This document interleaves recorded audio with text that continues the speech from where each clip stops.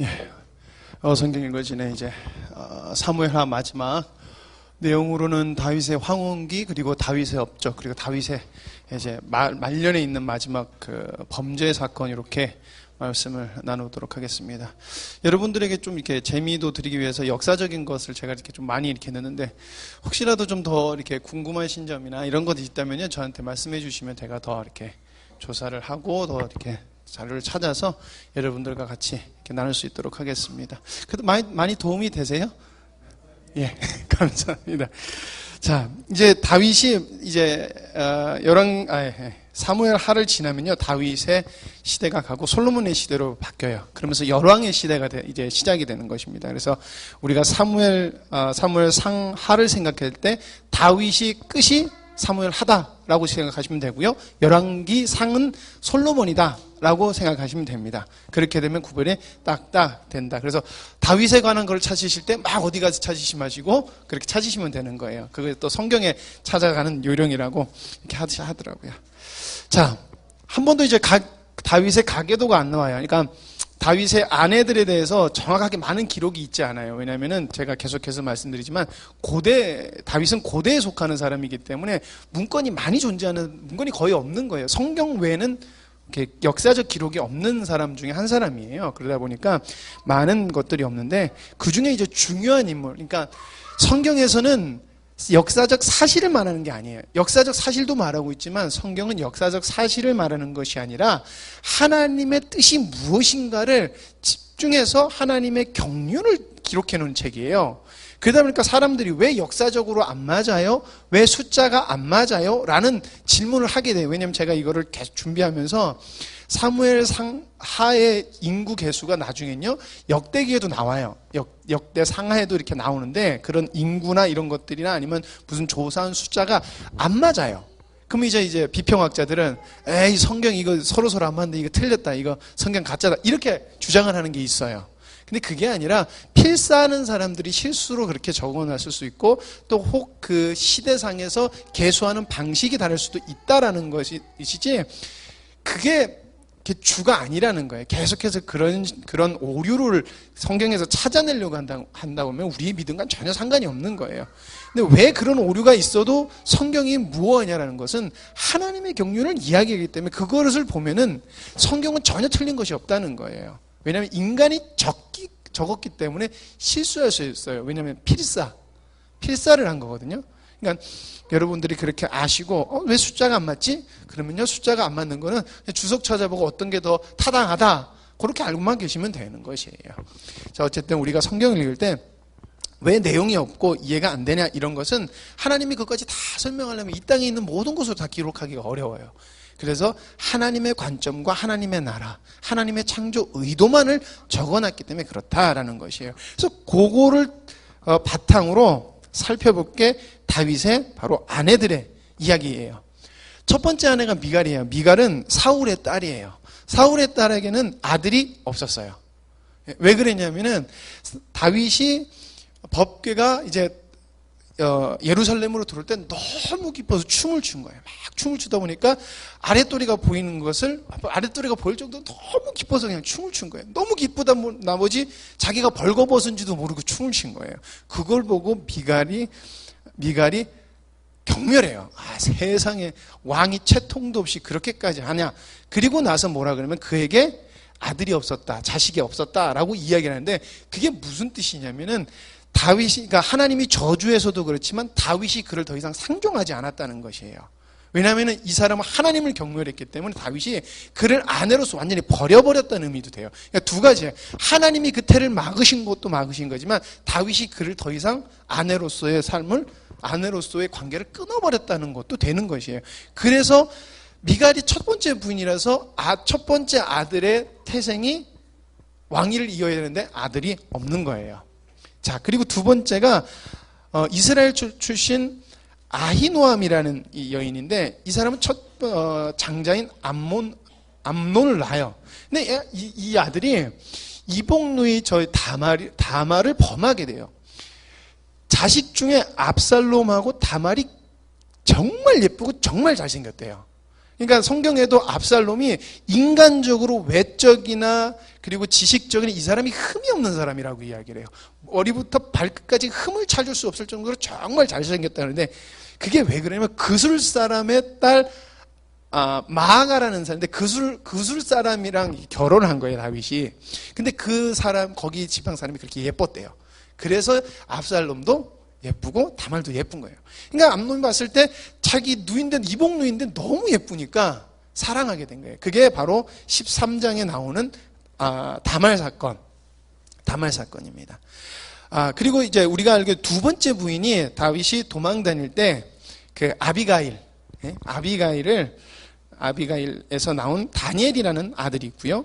그리고 이제 제가 말씀드렸듯이 그수랑 달메의 딸 마아가라는 이 여인에게서는 두 자녀 압살롬하고 다말이에요. 그러니까 여긴 지금 아들밖에 없는데 다말은 사건이 있어서 이렇게 기록해 놓은 것입니다. 그래서 네 번째 아내가 바로 핫깃인데 이 사람은 아도니아예요. 이 아도니아는 나중에 왕상에 가면은 솔로몬 전에 왕이 되려고 반역을 일으켰다가 나중에 죽게 돼요. 죽임을 당하게 돼요. 그 다음에 다섯 번째 아내가 아비달, 스바디아인데 기록이 별로 없어요. 에글라 그리고 이드르암 이 사람도 기록이 별로 없습니다. 그리고 우리가 잘 아는 이제 일곱 번째죠. 일곱 번째 아내가 바로 밧세바예요. 우리아의 아내 밧세바. 밧세바에게서는 총 4명의 딸이 나오는데, 4명의 아들이 나오는데, 우리가 생각했을 때 솔로몬이 당연히 첫째라고 생각을 하는데, 솔로몬이 첫째가 아니에요. 솔로몬에는 아들로서는 4번째고요. 우리가 잘 아는 예수님의 계보가 되는 예수님의 조상으로는 누구냐면, 바로 나단이라는 아들이, 밧세바를 통한 나단이 예수님의 이제 조상이로 되는 것이에요. 우리 당연히 솔로몬의 이게 대해서 솔로몬의 자녀에서 예수님이 나왔다라고 이렇게 생각하는데 왜냐하면 유명세 때문에 우리가 유명세 때문에 이렇게 오해하는 것들이 있는데 그게 아니고 나단의 계보에서 나왔다라는 것입니다. 그리고 이제 신혼 미상에 그러니까 정확하게 출신이 어딘지 모르는 이렇게 후궁들이 있고 왕비들이 있고요. 나중에 후궁들이 있어요. 첩도 있는데 정식으로 왕비들이라고 쳤던 사람은 19명으로 치고 있고요. 이 후궁들은 나중에 이렇게 해서 다윗의 아내는 총 19명이었다라고 공식적으로 성경에서는 인정하고 신학적으로도 인정을 이렇게 합니다. 그래서 후궁은 더 있었고 이렇게 보고 있습니다. 아이고 제가 안 넘겼구나. 내가 죄송합니다. 어쩐지 뭐 이렇게 저를 보시더라. 욕을 안 보시고 죄송합니다. 다시 설명드릴게요. 나단이 밧세바를 통해서 첫 번째가 시므이였고 소밥이었고 나단이고 솔로몬이 막내예요. 안 넘어온다고 얘기해 주시지. 죄송합니다. 사인 준 거였어요? 미안해요. 못 봤어요. 그래서 이제 나중에 누가복음을 보면은 누구 위에는 이렇게 올라가요. 계보가 올라가요. 그때 나오는 사람이 바로 나단이에요. 그래서 이렇게 계보가 된다. 그리고 신혼 미상의 왕비들이 있었고 후궁도 있었다라고 이렇게 기록을 하는데 저도 이렇게 여러분들에게 이렇게 누군지 소개해 주시면은 그냥 좀 길어도 그 사람이 이렇게 한번 들으면 재미일 것 같아서 열심히 찾아봤는데 기록이 정말 찾기가 힘들더라고요. 그래서 이 정도만 여러분들이 알아두셔도 다윗에게는 저런 아들이 있었고 그리고 제가 구체적으로 설명드린 이 사람들이 하나님의 나라를 대적하는 일들을 계속해서 이렇게 그리고 다윗이 범죄한 것에 대한 벌로 이렇게 하나님이 사용하시는 아들들의 내용으로 채워졌기 때문에 그 내용들만 이 성경에서는 이 아들들에 대해서만 기록을 하고 있습니다. 자, 이제부터는 다윗의 황혼기예요. 그래서 다윗의 황혼기에 나오는 사건이에요. 그러니까 약간 나이가 있은 뒤에요. 다윗의 범죄로 인한 그 전 왕국의 시련이 이게 닥치는데 그게 첫 번째 시작이 뭐냐면은 바로 암놈과 다말 사건이에요. 이거는 뭐가 시초냐면 결국에는 우리아의 밧세바를 범한 이것에 대한 하나님의 벌이에요. 벌로서 이게 시작되는 시초가 바로 이 암놈과 다말 사건입니다. 암놈이 이복누이를 너무 예쁘니까 이복누이인 걸 알고 이게 하나님이 싫어하는 걸 알면서도 이복누이를 너무 사랑하는 거예요. 너무 사랑해가지고 불러서 한마디로 겁탈을 한 거예요. 그래서 겁탈을 했는데 문제는 이번에 또 멸시라는 거예요. 그거를 압살롬이 굉장히 자기 동생을 겁탈했으니까, 추행했으니까 얼마나 화가 났겠어요. 그래서 그것이 다윗의 귀에 돌아가는데 다윗이 암놈을 징계하지가 않아요. 원래 하나님의 법대로는 아들일지언정 암놈은 죽어야 돼요.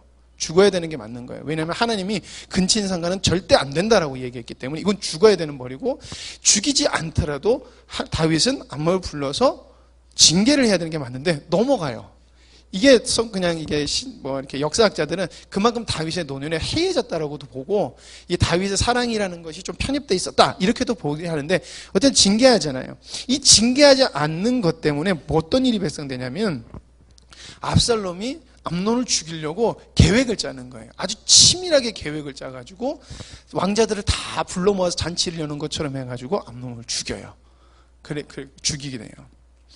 그래서 그 죽인 것 때문에 아빠가 죽이지 말고 잘못 간에 이야기하지 말라고 그랬는데 죽여가지고 이제 위험하게 생겨요. 압살롬이 자기가 이제 위험하게 생기니까 자기의 그 외가 쪽인 그술로 도망을 가서 거기서 한 3년간을 있게 돼요. 그래서 도망을 가요. 그 다음에 이제 도망갔다가 누구의 중재로 해서 다시 돌아오면 요압의 중재로 그술에서 압살롬을 데리고 와요. 아무리 잘못했지만 데려와야 되지 않겠습니까? 왕이시여. 그래서 요압이 중재를 해서 압살롬을 데리고 옵니다. 자, 그렇게 돌아왔는데 문제는 돌아와서 압살롬이 그냥 아버지랑 화답지 맺고 잘 지낸 것이 아니라 이제는 반역으로 왕위를 자기가 얻어서 이스라엘을 쉽게 말하면 먹으려고 하는 거예요. 점령하려고 하는 거예요. 근데 그때 누구냐면 아버지의 참모 아히도벨을 끌어들여서, 그러니까 굉장히 이 사람이 지혜로운 사람이고 참모로서 굉장한 사람이에요. 근데 이 사람을 끌어들여서 반역을 일으키는 것입니다. 그래서 반역을 일으키게 돼가지고 결국에 어떻게 되냐면은 다윗이 압살롬에게 쫓겨서 도망을 가요. 도망 중에도 이제 작전을 짜는 거예요. 작전을 막 짜면서 도망을 가요.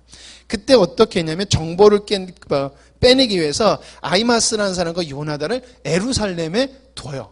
정탐꾼으로 두고요.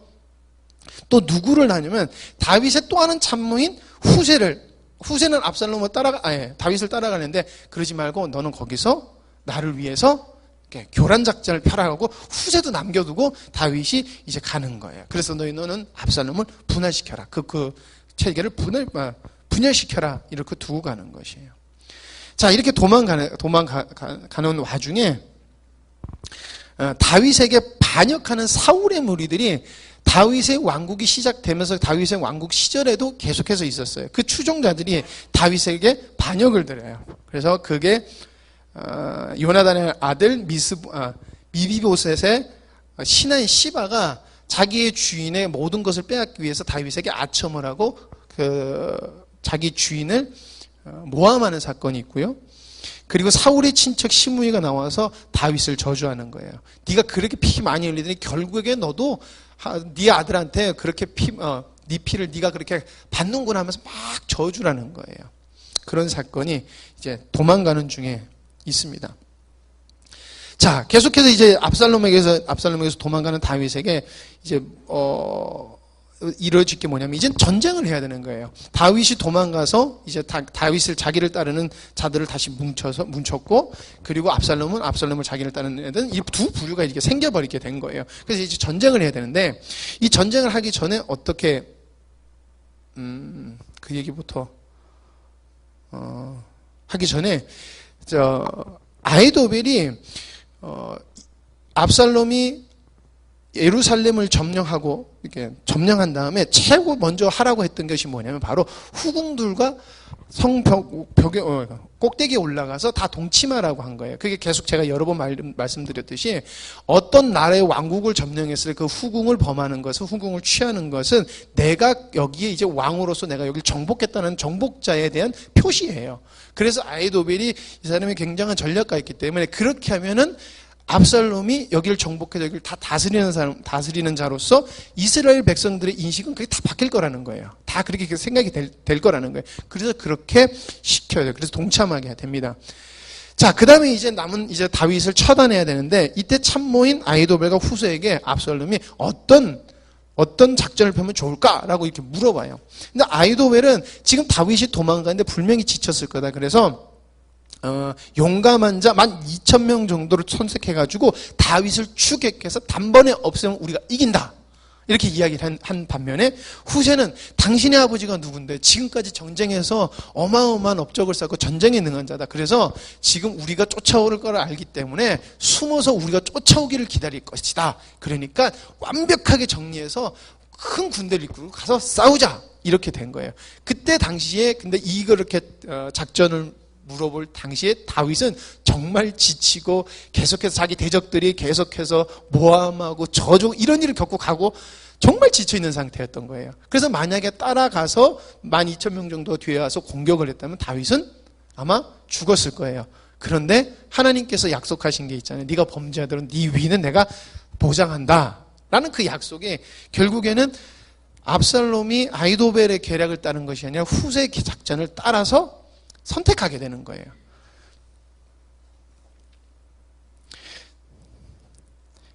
자, 그래서 바로 따라가지 않았기 때문에 다윗이 그 요단강을 건너야 됐었는데 그 요단강을 무사히 건너고 그리고 건넌 다음에 자기가 다시 군대나 여러 가지 정비를 해서 반격을 준비할 수 있는 그 준비를 할 수 있는 시간을 얻게 돼요. 자, 이 전반적인 거 보면서 아히도벨이 이제는 압살롬이 기울었구나, 다윗에게 승전이 있겠구나 해가지고 아히도벨이 낙심하고 자기 고향으로 나가서 목매어서 죽어요. 왜? 압살롬에게는 희망이 없다. 근데 자기 이제 배신자이기 때문에 다 정리하고 죽게 되는 것이에요. 그리고 결국에는 이제 압살롬이 많은 군대를 이끌고 올라가서 전쟁을 했지만은 결국에는 지게 되는 것이에요. 그래서 전투에서 패하고 전투에서 패했을 때 도망가다가 그 상수리 나무에 머리가 걸려가지고 매달리게 되고 그걸 요압이 가서 죽이게 되는, 그래서 비참하게 죽게 되는 것이 압살롬의 사건입니다. 이 사건이 다윗에게는 밧세바의 사건에 대한 하나님의 벌이에요. 그래서 똑같이 대하시는 거예요. 그래서 하나님께서 그러잖아요. 너는 밤중에 남들이 모를 때 그렇게 했지만 나는 백주 대낮에 사람들이 다 보는 앞에서 나는 그렇게 할 거다라고 하나님께서 약속하셨고, 너의 가문에 피가 끊이지 않을 것이다. 서로 죽이는 일이 끊이지 않을 것이라고 이렇게 말씀하셨는데 그 일이 계속해서 벌어지는 것이에요. 자, 그래서 이제 전쟁에서 승리한 다윗이 다시금 예루살렘으로 내려가려고 하는데, 제가 다윗이 초대 왕이었을 때 계속해서 제가 강조했던 게 뭐냐면은 12지파로 지파별의 힘을 가지고 있었던 12지파가 이스라엘이에요. 그러니까 각 지파별로 이런 힘들이나 권력이나 이런 것들에 대해서 다 욕심도 있었고 힘이 있었는데, 문제는 다윗이 유다 민족, 그러니까 자기에 속한 유대 민족만 편애를 했어요. 편애를 하고 유대 사람들로만 관리에 등용을 하고 이런 편협적인 행동을 하는 것 때문에 그 당시에 이스라엘 사람들, 다른 지파에 속한 이스라엘 백성들이 굉장히 불만이 많았어요. 그것을 틈타서 누가 반역을 했냐면 바로 사울의 사람이었던 세바라는 사람이 반역을 일으켜요. 이 사람이 다윗이 이제 압살롬에게 쫓겨나서 이렇게 도망갈 때 다윗을 비방하고 다윗을 떠났던 자들과 화합을 한 다음에 이제 공격을 하기 시작하는 거예요. 어쨌든 그렇게 자꾸 내가 이게 그렇게 해서 세바의 반역 사건이 일어나고요. 반역 사건이 끝난 다음에 어떤 일이 있냐면은 다윗이 이제 압살롬을 따랐던 사람들을 처단하지 아니하고 압살롬을 따랐던 사람들을 받아주고 용서해주고 화합하는 일을 해요. 그러니까 그 전에 자기가 잘못한 것을 다윗이 인정하는 것이에요. 자기가 잘못된 정치를 했던 것들을 인정하고, 그리고 하나님이 이게 하나님께로부터 온 벌이었다는 것을 인정하고, 반역했던, 그러니까 압살롬을 따라서 그 군대 장관을 맡았던 아마사를 군장으로 임명하는 일을 하는 거예요. 그러니까 자기를 죽이려고 쫓아왔던 사람을 군장으로 임명하고, 자기를 비방했던 시므이도 용서를 하는 거예요. 그런 일들이 있고, 그리고 시바가 자기 주인을 모함해서 자기 주인 것을 얻으려고 했을 때 중재 역할을 해줘서 서로 이게 화해하게 하고 이런 일들을 해요.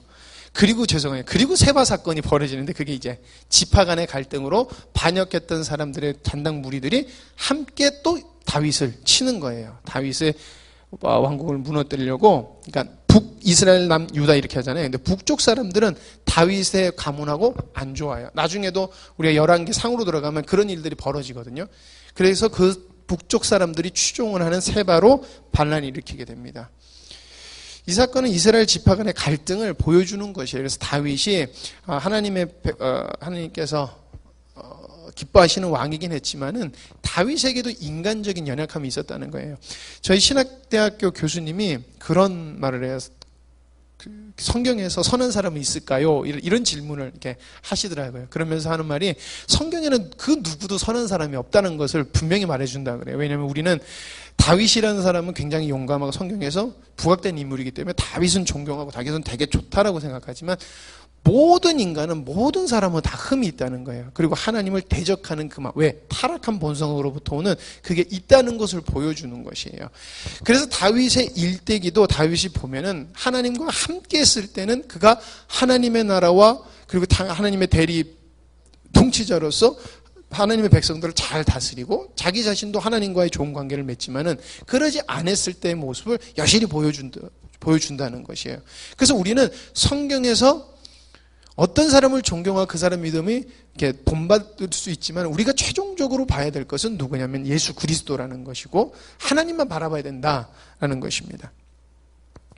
자, 다윗의 이제 이렇게 압살롬의 사건이 마무리되고 다윗의 통치 기간에 일어났던 특이한 사건을 몇 개를 기록하는데 그게 뭐냐면 사울 왕의 범죄로 일어난 3년간 가뭄이에요. 근데 요게 성경학자들이 어떻게 해석하냐면은 이 사건이 압살롬의 반역 이후에 있었던 사건일 확률이 높다라는 거예요. 이건 시대가 안 적혀 있어서 정확하게 어느 뜻인지는 모르는데 그럴 확률이 높다라고 하는데 왜 하필이면 하나님이 사울 왕이 범죄한 일로 다윗 왕 시대 때 가뭄을 주셨을까? 이건 굉장히 아이러니하잖아요. 그렇죠? 다윗이 잘못한 것도 아닌데 왜 사울이 잘못한 것을 이렇게 하셨을까라는 건데 이게 뭐냐면요. 사울 왕이 하나님 앞에 범죄해서 하나님 앞에 버림받잖아요. 그때 했던 게 뭐냐면 율법주의적인 신앙이에요. 그래서 박수 무당을 내어줬고요. 그리고 하나님이 정복하라고 했던 하나님께서 여호수아에게 정복하라고 했던 정복되지 않은 땅을 막 전쟁으로 하는 일들이 사울 왕 시대 때 있어요. 근데 사울 왕이 실수를 한 게 뭐냐면은 기본에 있었던 사람들을 학살하는 사건이 벌어져요. 이방인들이었는데 여호수아 때 기본 사람들이 어떤 일이 있었냐면은 출애굽해서 오는 여호수아의 이제 이스라엘이랑 자기네 나라랑 전쟁을 하면 질 것 같은 거예요. 그래서 자기네들이 어디서 이게 유랑하는 민족처럼 해가지고 화친을 맺게 하는 사건이 있어요. 그 사건 아시죠? 그래서 자기네들이 이러한 사람들이 불쌍해요. 저희들이 당신의 나라를 도와주고 섬겨주고 할 테니까 다 제발 우리나라 사람들을 죽이지 말고 괄시하지 말고 미워하지 말아주세요. 이렇게 했는데 여호수아가 실수로 그래 내가 하나님의 이름으로 약속하니까 내가 안 건들게. 너희들은 침범 안 할게. 라고 언약을 맺은 거예요. 약속을. 그러니까 하나님 앞에서 언약을 맺었으면 불문율이에요. 이건 반드시 지켜야 돼. 실수라도 지켜야 되는 거예요. 그래서 하나님은 기본을 학살하기를 원치 않으신 거예요. 틀렸지만 하나님이랑 언약한 거기 때문에 하나님은 그걸 지키고 원했는데 사울 왕이 기본 사람들을 학살해버려요. 이방인이라고 학살해버리는 것이에요. 왜냐하면 이게 정치적이고, 그러니까 율법적으로, 그러니까 자기의 힘을 얻기, 자기의 관심을 얻기 위해서 사울이 인간적 열심을 낸 사건이에요. 자, 근데 그것을 왜 다윗의 시대 때 와서 물으시냐라는 것이에요. 이게 무엇이냐면은 이스라엘 백성들이 세바 사건 때 하나님의 기름 부은 자를 선택한 것이 아니라 세바라는 자기들이 유익하고 자기들이 봤을 때 좋은 사람을 따르는 것에 대한 하나님의 진노라고 보는 거예요. 이거를 하나님의 진노. 그렇기 때문에 하나님께서는 이 다윗을 벌한 것이 아니라 다윗이 아닌 이스라엘, 그러니까 하나님의 선택한 자를 따르지 않은 이스라엘을 벌하신 사건이다 라고 이것을 보는 관점이 가장 유력하다 그래요. 어쨌든 그래서 3년간 가뭄이 발생되게 됩니다. 그래서 어떻게 하냐면은 기본 또 안 넘기고 했구나. 자, 그래서 하나님께 이걸 여쭤보니까 이런 일이 있었던 거예요. 그러니까 기본에 학살 문제가 있었던 거예요. 그래서 기본 사람들에게 내가 너희들에게 어떻게 하면 좋겠냐? 이렇게 했더니 사울의 사람 7명만 내주셔라. 그들을 우리가 쉽게 말하면 처단해서 죽이겠다. 원수를 갚겠다. 대신 미비보셋은 당신이 할게니까 우리가 그 사람을 안 건드리겠다. 해서 7명을 다윗이 줘요. 기본 사람들에게 줘요. 그래서 그 사람들을 처단하고 그 사람들을 매달아둬서 그 자기네 원한을 갚고요. 그리고 그 일이 있는 동시에 사울 왕의 시체하고 요나단의 시체가 야베스의 땅 에셀나무 앞에서 나무 아래 그냥 장사됐어요. 그러니까 가족묘에 들어간 게 아니라 그냥 이렇게 그러니까 왕이지만 왕실묘에 들어가지 않고 장사가 됐어요. 그때 다윗 왕이 이 사건이 있는 것을 통틀어서 사울 왕과 요나단의 시신을 빼서 이제 자기 아버지인 기스 묘에다가 장사를 지내준 거예요. 이건 선대 왕에 대한 예우라는 거예요. 그러니까 가뭄이 왕으로부터, 그러니까 사울 왕의 잘못으로 왔지만 다윗은 이때까지도 사울 왕을 하나님의 기름 부음 받은 왕으로 인정했다는 것을 보여주는 것이에요.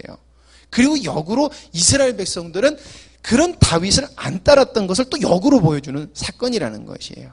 그러니까 우리 눈에 보기 좋은 대로 행하는 것이 아니라 하나님이 원하시고 하나님 것을 선택해야 되는 것을 이때 보여주고 있다는 것입니다.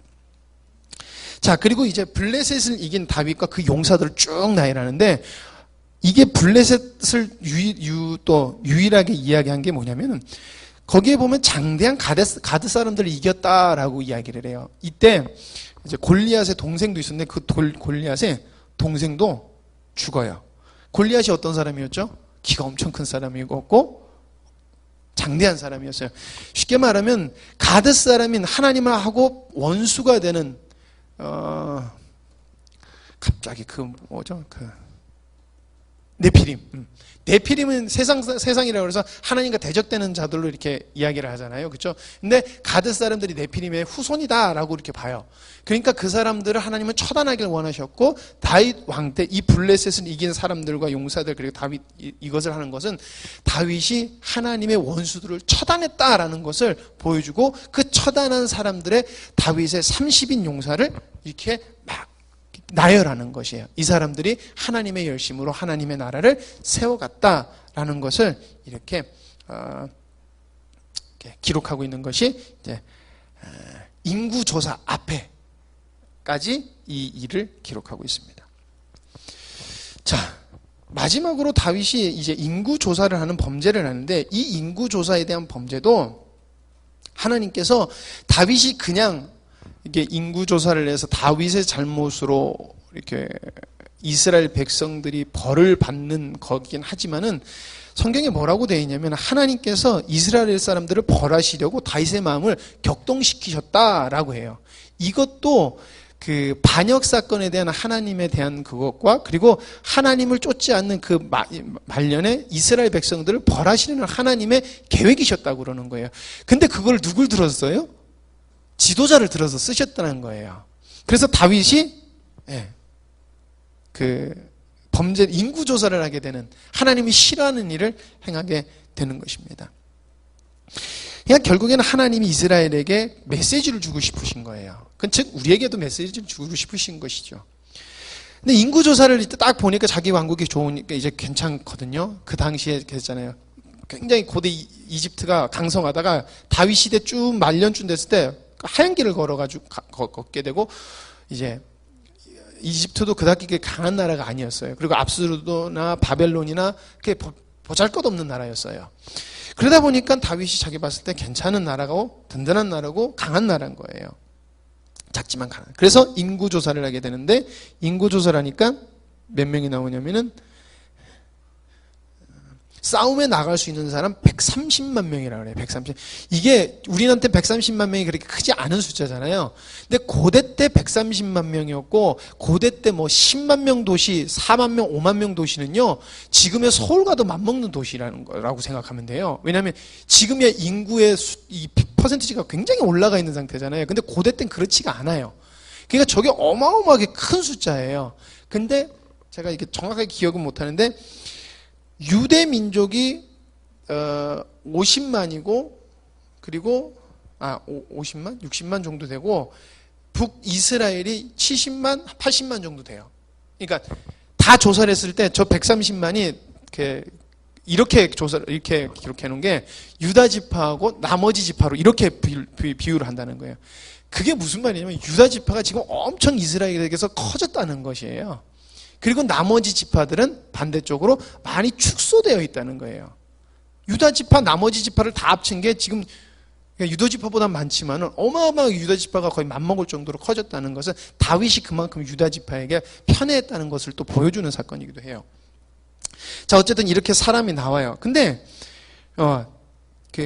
인구 조사를 할 때 다윗이 재촉한다는 말을 쓰는데 이 재촉한다는 말을 원어로 살펴보면은 완고하다, 강팍하다라는 말을 쓴대요. 그러니까 다윗이 이게 하나님 앞에서 잘못된 것인지도 불구하고 강팍하게 완고하게 계속해서 요압이 하나님 앞에 이거 좋은 거 아닌데 왜 이걸 하시려고 그래요? 라고 충언을 해요. 근데 다윗이 재촉해요, 요압에게. 그래서 이스라엘 전 지역에 대대적으로 굉장히 체계적으로 조사를 하게 된 거예요. 자, 근데 이게 시간이 얼마나 걸렸냐면은 10개월 정도가 걸려요. 10개월 정도. 이게 다 마친 다음에 다윗이 그때서야 정신이 들어요. 130만 명? 좋네? 그리고 바로 이제 정신이 드는 거예요. 그래서 하나님 앞에, 아이고, 하나님, 제가 진짜 하나님 앞에 이건 범죄했습니다. 라고 회개를 할 때 하나님께서 갓선지자를 통해서 3가지 벌을 선택하게 해요. 근데 이 3가지 벌도 참 재밌는 게 뭐냐면은 7년 기근 원수들 앞에서 원수들 앞에서 3달 도망가고 4일 전염병인데 이게 뭐냐면은 하나님이 벌을 내릴 때 에스겔서 14장 21절에 하나님께서 내가 너희들이 벌을 내릴 때 이런 벌을 내린다라고 했는데 기근, 전쟁, 온역, 사나운 짐승에게 이렇게 괴롭힘 당하는 거, 요 4개를 이야기를 하시는데 그 중에 3개를 하나님께 선택하게 하는 거예요. 근데 지금 3년 기근은 당했죠? 그리고 원수들 앞에서 뭐는 당했어요? 도망당하는 걸 벌써 겪었죠? 그래서 하나님 마지막에 남은 전염병을 다윗도 선택하고 하나님이 이걸 선택하게 하세요. 그래서 3일, 원래는 4일 전염병이었는데 3일 동안 7만 명 정도가 죽어요. 근데 7만 명 정도가 죽는데 그 성경을 보면은 하나님께서 때가 되셨을 때, 하나님이 때가 됐을 때라고 이렇게 이야기를 하는데 뭐냐면은 다윗이 자기 백성들이 죽는 거 보고 진짜 다시금 회개를 해요. 하나님, 하나님의 백성을 죽이지 마시고 나와 우리 가족을 차라리 하나님께서 벌하세요. 라고 해서 진심인 회개를 하나님 앞에서 해요. 그때 하나님께 원래는 4일 채웠어야 되는데 하나님이 3일 때 되는 날에 하나님께서 어떻게 해야지 용서받을 수 있는 것을 이야기하는데 그것이 바로 아라우나, 그러니까 오르난이라고도 하고 아라우나의 타작마당에서 번제와 화목제를 드려라. 그래서 죄를 용서하는 번제와 하나님과 화목되는 화목제를 드려라. 그러면 이것이 멈출 것이다. 라고 이렇게 하나님께서 말씀을 해주세요. 그래서 다윗이 아라우나의 타작마당을 돈을 주고 사요. 그 사람한테 가서 이 땅에서 하나님 앞에 제사를 드려야 되겠다 그랬더니 그 땅 주인이 당신 왕이시여 당신이 원하는 대로 사용하세요 라고 이렇게 하는데 다윗이 돈을 주고 사요. 그리고 거기서 화목제, 번제와 화목제를 드리고 재앙이 그쳐요. 재밌는 게 뭐냐면요, 나중에 번제와, 그러니까 자기 이스라엘 백성들을 구원하기 위해서 번제와 화목제를 드리기 위해 땅을 산 그 땅이 나중에 성전이 건축되는 땅이 되는 것이에요. 그래서 거기서 계속해서 이스라엘 역사에 번제와 화목제와 속건제 이런 제사들이 계속해서 이스라엘의 죄를 용서하는 의미가 있는 땅으로서 계속해서 이루어져 나가고 역사적으로도 나중에 성전이 파괴될 때까지 계속해서 그것이 진행되는 것입니다. 이게 사무엘 하의 마지막 이야기예요. 그래서 우리가 다윗을 보면 다윗이 하나님과 함께 했을 때는 그들을 능할 자가 없었고 그리고 하나님이 기뻐하시는 뜻대로 행했지만은 우리의 인간의 완악함이라는 것은 언제든지 하나님을 바라보지 않으면 하나님과 원수되는 것을, 그러니까 다윗이 하나님의 언약만 없었어도 다윗은 죽었어야 되는 게 맞는 거예요. 그래도 하나님께서는 다윗을 살려주셨고 또 용서해 주시는 하나님의 은혜도 하나님께서 보여주신다는 것을 우리가 다윗의 이야기를 통해서 저희들이 배울 수 있는 것입니다. 기도하시겠습니다. 하나님 감사합니다. 다윗 시대까지 저희들이 살펴보았고 하나님 어떻게 사는 것이 그렇게 어떤 것이 주님의 관점이고 주님이 기뻐하시는 것인지 계속해서 나누게 해주신 주님 감사합니다. 아버지 하나님 많은 것들을 저희들이 나누지만은 하나님 아버지 저희들이 삶 속에서 때가 됐을 때 그것들이 생각나게 하시고 그것을 교훈 삼아서 주님 앞에서 바른 길을 선택하는 저희들 되게 하여 주시옵소서. 아버지 하나님 정말 저희들의 인생이 주님이 기뻐하시는 길을 선택함으로 말미암아 주님께 영광이 돌리고 주님이 기뻐하시는 삶이 되기를 간절히 소망합니다. 아버지 하나님 정말 이 시간 보이지 않는 우리 믿음의 형제들도 그 길을 걸어가게 하시고 주님께 돌아오게 하여 주시옵소서. 하나님 교만치 않게 하시고 겸손케 하여 주셔서 하나님 앞에서 바르고 충성된 자로 끝까지 사용될 수 있는 저희들 되게 하여 주시옵소서. 모든 것을 주님께 맡겨오며 예수님의 이름으로 기도드립니다. 아멘.